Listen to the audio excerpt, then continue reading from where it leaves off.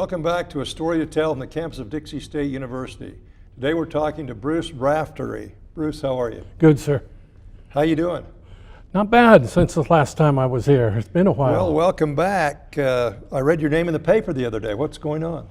Oh, they called me for an interview that I didn't know with who until I got there. There was a spectrum regarding a Vietnam memorial that's going to be placed out at Zion Harley-Davidson. And it's for the people that survived. This is the people that didn't get the thank you when they came home. That's the names that'll be on this one. And of course it's just local, but it still has some tremendous feeling for it, and seems to be some support too. So this is all good. What are the problems that Vietnam veterans confront when they've gotten home? Well, at first was the flat. We were just not liked. Is that because of Jane Fonda? I don't even want to go there about Jane Fonda, especially with her coming up for some kind of an award. No, that was just part of it. That was more out of my time there. It was just disliked, not a good war, not something that people supported and stood behind like they do now. And so it was uncomfortable coming home. You're a Vietnam veteran. Yes, sir. Tell us a little bit about that. Third generation Marine, 15 months in country, 3+ years in the Marine Corps. Most of the time I was in the DMZ or 10 miles south of the DMZ was where our base camp was. So I was pretty close to it. Were you drafted or did you volunteer? I enlisted. Where I'm a third generation Marine, it wasn't a matter of being drafted. This is what you could do. This is what you do. Is that automatic if you wanted to become a Marine, if you're a third generation? No, that's preferably by choice. You make that choice yourself. I just chose to keep up the family tradition. And I knew where I was going. I knew what kind of training I would get. And I knew I'd come home. So it obviously worked. You were very perceptive. Well, scared made me, not so much perceptive. What did you do as a Marine? Were you a fighter or I started out in supply, but that only lasted while I was on Okinawa, and then I was in the infantry. The whole time I was in country. Did you suffer through some of these problems when you got home? Loud noises. Took me 6 months to quit smoking. Smoking 2 packs of cigarettes a day. Never touched a cigarette before I went in the Marine Corps. Actually, never before I went to Vietnam, but you had to do something to keep your nerves in check. So I chose smoking rather than drinking. Loud noises, crowds of people, always looking over my shoulder, watching my back. It's just something we automatically did. Everybody did. You always watched your six to make sure what was going on. You had a handle on everything around you that was going on if you could. And that worked pretty good for 20 years, and then I spent 14 months in therapy here in St. George. Only 14 months? Huh? Only 14 months. Well, that's pretty good. Versus some, yeah, more than others, a lot less than some. But it was interesting. Just something that it just all came back. The smells, the sounds, the aggression. What did it smell like in Vietnam? Well, it smells like when it rains and it's humid, because it's 100 degrees and 100 to 130. All the time? Out in the field it is, and especially in the jungle. We ought to be thankful we're here in St. George where it's only 108. Oh, then we're beautiful. And then it may be only 53% humidity. But it brings about that smell. You smell the cordite from the artillery and the rounds. You hear the sounds, the automatic weapons fire, distinct AK-47 sound. So all that came back at night, and I wake up screaming and yelling and doing stupid things at night. And then finally somebody suggested that I go get some help. So I did. I talked to John McCain after he lost the election in 2008. And he said he slept like a baby, woke up every 2 hours screaming. Maybe you should have said he slept like a veteran from Vietnam. Well, where he was, Hanoi Hilton, I'd probably be screaming more often than that. Not a nice place to be. I have the greatest deal of respect for those guys when they came home. And I felt bad for them because of what they went through. In comparison, what we had to put up with, the rotten eggs, the tomatoes, Were you actually egged? yeah. What was the circumstance? Well, it was down at LAX, and we hadn't changed out of our uniforms yet. When you arrived? Yeah, coming home. We come into El Toro and then bus to LAX to get a flight to go home for everybody to go home.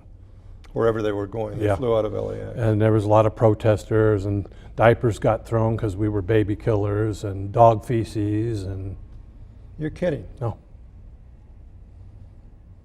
Nice people. Of course, that's in LA, and LA is in California, that foreign country to the west of Nevada. So, third world country to the west of Nevada? I don't know if it's third world. I was born and raised there, so. Oh, I'm sorry, I insulted your country. You insulted my. Maybe I insulted a third world country. Maybe you did.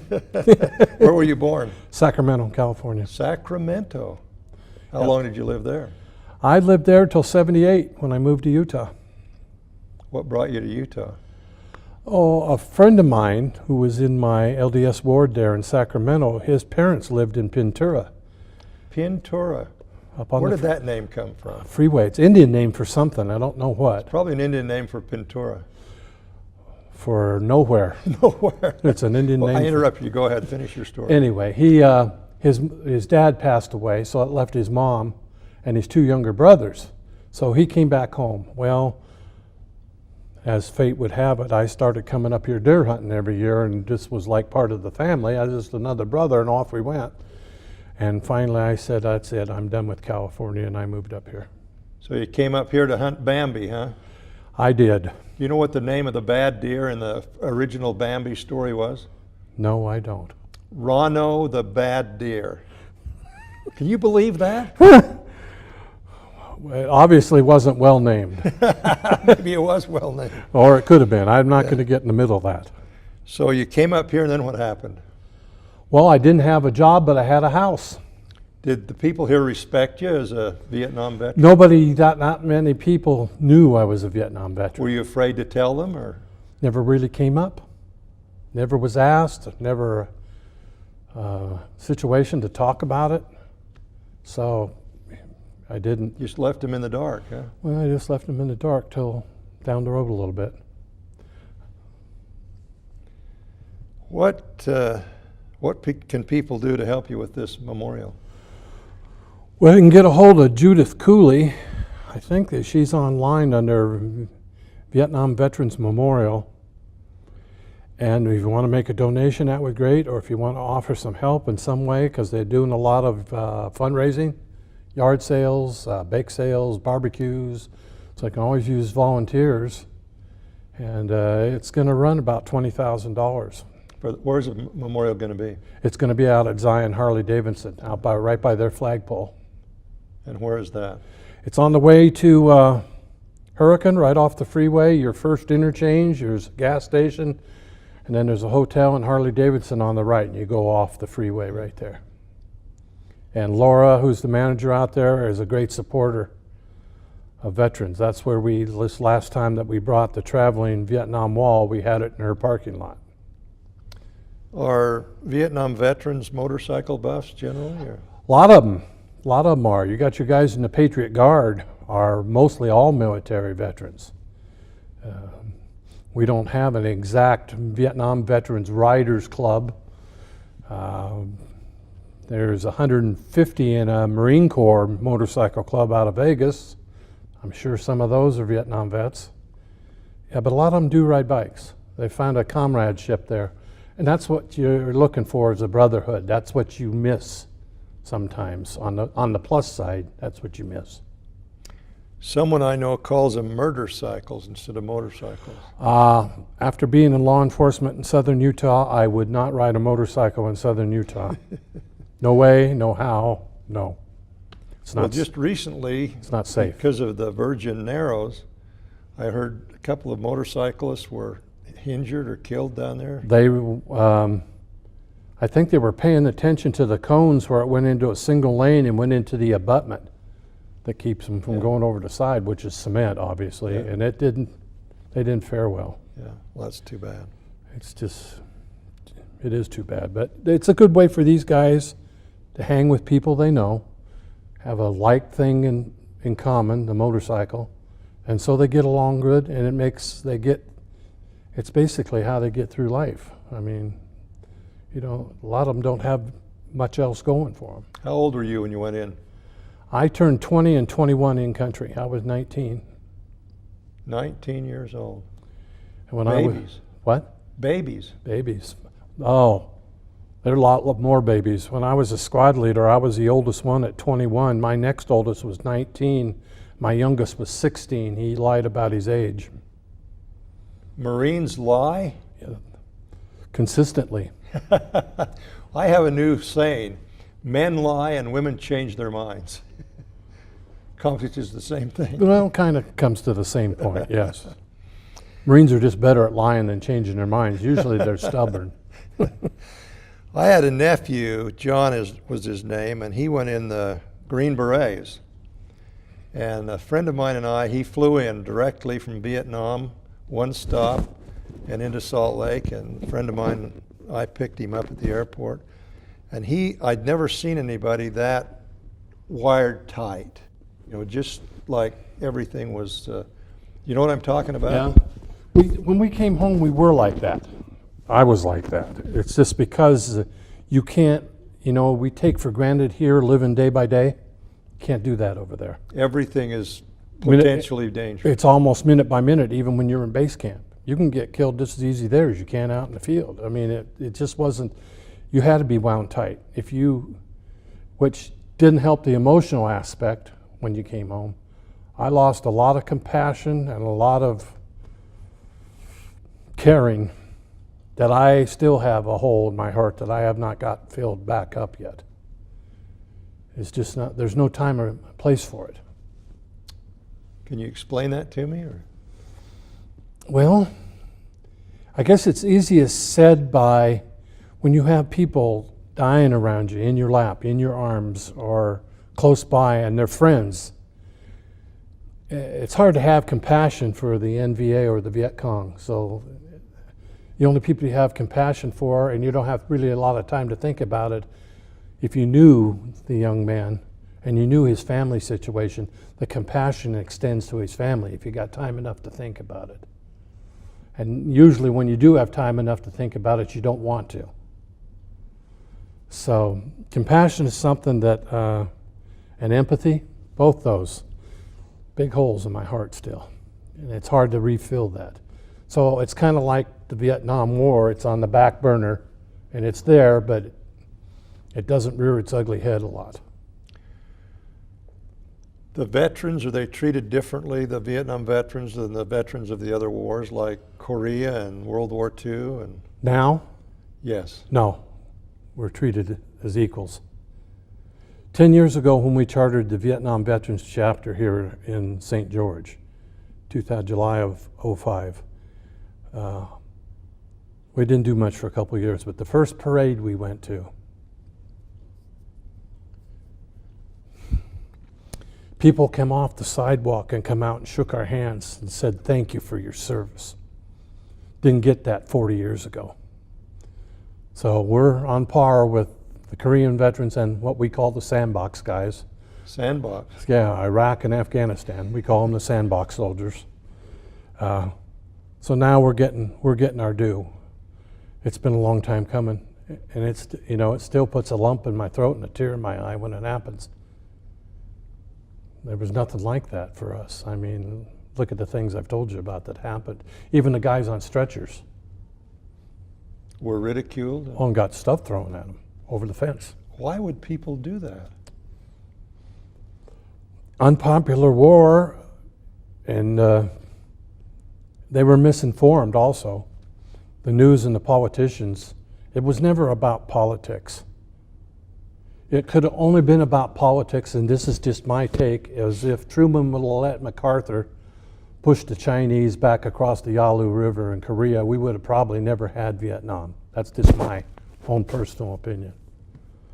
So that it was really, and for us, the guys in country, at least my guys and the guys in my group, division, company, it was all about each other, getting home. It was about this guy here and this guy here and the guy on your six and keeping them safe and getting them home, not sending them home in a garbage bag. Are there movies that have been made about Vietnam? Oh yes, good ones. Which ones are good? Green Beret with John Wayne is a real good portrayal. Let's see, Platoon is a little radical, but there was guys like that. Mm-hmm. If you remember, the real stark jerk in that movie had ears around his neck on fishing line. I know guys that did that, cut ears off. You're kidding? No. Of the Vietnam? Yes. VC and NVA, souvenirs. That's just where it was at. I mean, I don't know how to explain that or the why of it. Just certain people, that's the way they maintained. So how did those people do when they came home? I don't know. You don't know any of them? I don't know any of them. I haven't kept in touch with any of them since we left country. Interesting. I vaguely remember movies where they napalmed the jungles. Was that Vietnam? Yeah, they did that. They also Agent Oranged it, defoliated it, which is killing people now left and right. The Agent Orange? Yeah. It stretches back, can go back, I think, 5, maybe 7 generations in your family if you have it in your system. It goes down through your genetics? Genetics. DNA? A lot of cancer victims that you see. I get a magazine every couple of months from the Vietnam Veterans of America. The TAP section is usually 2 pages. And you look in there and there's guys younger than me, older than me, same age as me. A lot of them died from different types of cancer due to Agent Orange. It'll say right in their little blurb. From their parents? Or their parents? Well, no, them had it. Okay. And they've passed it on. They passed it on. So we have to be careful. That's something if people out there, if you had a relative in Vietnam and you got some strange things happening with your health or you have some health issues, have them check that. There's a good possibility that part of the cause is the Agent Orange. Is the government working to help those people now? I don't know if they're on a pension or not, or if they're helping the civilian population. I know they've passed legislation just recently, toxic something bill, for toxic agent bill, I think it's called, for the veterans of Vietnam, specifically for those people that have that. There's a bill now that gets them quicker and better treatment. Now this memorial you're talking about, I think you said it was for the ones that survived? Yep, these will be all local veterans, if they want to put their name on there, who survived the Vietnam War. How many do you think are here? Hard to tell. There's 10,000 veterans in Washington County, date back to World War II, clear through now. Are there still veterans of World War II alive? Oh, there's a couple or 3. If you go to American Legion Post 90, they've got a couple. Most of them are Korea, and they're getting older. I think there's 2 left, one from Pearl Harbor, and then one other one. I think there's 2 left in the county now from World War II. But you got the guys coming home now, and that's the ones that are important. We got to take care of them. Are we treating the veterans that come home now from Afghanistan and the other places as badly as we did the Vietnamese veterans? Not insofar as the public, no. No, you look at the times the 222nd has come home. When my son came home from deployment, big Where was turnout. He was in Iraq with the 222nd. And big turnout to welcome him home. And if you watch the TV in Salt Lake, anytime anybody comes home there at Airport 2, they got big turnouts. So it's a lot different. There's a lot, they may not like it, but liking it and supporting it is 2 different things. Well, I've always wondered about it because it's not the individual soldier's fault. No. what happened. They're just trying to protect their country as explained to them by the government. Yeah, and see, that was the problem with Vietnam. The government got in it over their head, and so then it became a completely different issue than communism versus democracy. A lot different than now. So you're a third generation. Your son was a Marine? No, he was in the Army. Army. But he's a fourth generation. We go back to, on my mother's dad's side, we had a guy that came from Prussia that was Washington's regimental surgeon. So we go back to the Revolutionary War. And then we had on both sides in the Civil War, and I can't tell you who and where, but we had on both sides. There's a rumor that they've traced my ancestry back to the Boston Tea Party. You were probably with the Indians. No, my it's rumored, my great-great-great-grandmother was the first bag they threw overboard. That was really bad. Don't you tell anybody I said that. No, I wouldn't repeat that to anybody I know, or you know. If you do, tell them not to tell anybody. Yeah. Well, what are you doing now? Oh, I'm busy. Busy. I volunteer with about 8 organizations, basically from my start with the Vet Center, which is run by the VA.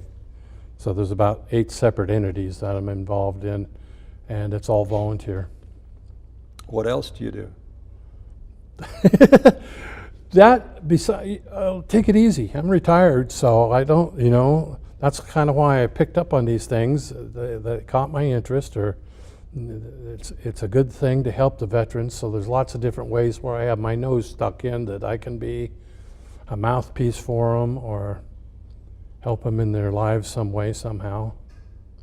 What's the best thing an ordinary person, a non-veteran, could do to help people that are veterans, just on an individual basis? What is the best thing to do? This may sound really easy and simple. You see a veteran wearing a ball hat that says World War II, Korea, Vietnam, walk up to him and shake his hand and say, "Thank you for your service." You don't know how much that means to all of us, not just the Vietnam guys, but to all of us. Because we do it all the time at parades. When we see guys from World War II and we're in the parade as a Vietnam veteran unit, we'll go over and we want to let them know we understand and we know what you went through, and we're a band of brothers. You told me about one son that was in the infantry. What about you have other children? I have 4 other. I have a boy and 3 girls. My one son missed out on it. He's the older. And then I have, my oldest is 42 and my youngest is 32. 12 years. Yeah. Are they local here? The closest one is my oldest boy is in Cedar. One in Phoenix, one in Gresham, Oregon, one in Draper, and one in, I want to say Meridian, but Boise. Well, Meridian's close, like a suburb. It's like Santa Clara. That good, huh? I don't know about that. I've only been through there. I've never stopped long enough to know. And how long have you been here in St. George? I moved here in '90 from the other side of the county. I lived in Laverton for 12 years and Hurricane for a year, basically because I stayed over there because that's when I was with the sheriff's office. That's where I had the east side of the county, New Harmony, the park, and out to the Polygamous. So you're responsible for the Polygamous, huh? Only when I was a Mojave County deputy, not when I was a Washington County deputy. Is law enforcement anything like Vietnam? No. And Vietnam is a nice place to visit, but you wouldn't want to live there. Utah's a nice place to visit, and I do want to live here. So, no, it's not. It has some crossover. We run into this when law enforcement encounters veterans in situations that they both come from dominance. If you understand what I'm saying. You got a badge and a gun versus a guy that's been taking orders and trained to react as one when there's 12 or 60 or how many ever. Do a lot of veterans go into law enforcement? Surprisingly, yes. There was quite a few. When I was with the county, there was 4 of us, and 3 of us were ex-Marines that were on the department. 1 was in the Navy. But it does, because it has a semblance of detail to it. Everything falls into a particular order. So it's kind of a natural matriculation, I guess, to go into law enforcement from the military. Matriculation, I like that word. One of my big words. Explain it to me. I'm kidding, I know what it means. Oh, okay. You're off the hook. Well, you have a rest of your family? You have a wife? I have my wife here. She's the longest employed secretary administrative assistant with the DI in the whole Deseret industry The whole system, huh? Whole system, church-wide. And she's going on 20 years. Well, that's good. So she's been out here since a year after it was built. She came to 93. That was before I was born almost. Not 1893. 1993. Well, you know, we can... You can fib a little, but Right. you can't fool me. Well, we got a minute and a half left. What would you tell young people today? Well, just from my perspective, I was a only child of 2 only children. That's very unusual. Helped me to grow up, gave me some semblance and some order to my life and a purpose. Changed my life, definitely changed my life.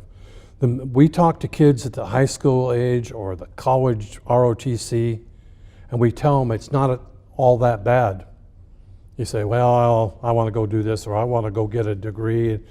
I said, well, what are you going to do when you get your degree? Do you know what kind of openings there are going to be? You know, in the military, you do right and your pro and conduct marks are high, you're going to survive and last a long time if you want to. So I never tell kids not to think about the military as a career. But you don't discourage him from going in. No, I don't. How many years were you in? 3+. What was your rank? I came out in E4, corporal. Do you have retirement from that? No. Didn't stay in long enough. Well, Bruce, it's great visiting with you again. You have great stories, and of course, Vietnam veterans or any veterans need to be respected, treated with respect, and whatever we can do for them. And I hope the government has finally gotten around to doing that. Me too. It's working that way. VA's seen the light, and they're changing a lot of what they've done and are doing. So it makes it better for all of us. Well, that's really good. Thanks again for being with us. Thank you. This is Lane Ronnow from the campus of Dixie State University. We've been talking with Bruce Raftery of the Vietnam Veterans Association. Thanks for being with us.